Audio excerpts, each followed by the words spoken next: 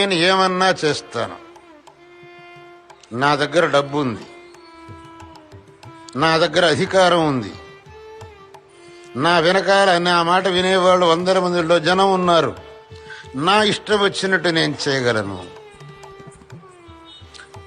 ఈ ఒక్క అహంకారం వాడి వల్ల తప్పు పనులు చేయిస్తున్నది. ప్రతివాడు తనను తాను తన మనస్సుకు అడుక్కొని చూసుకోవచ్చు.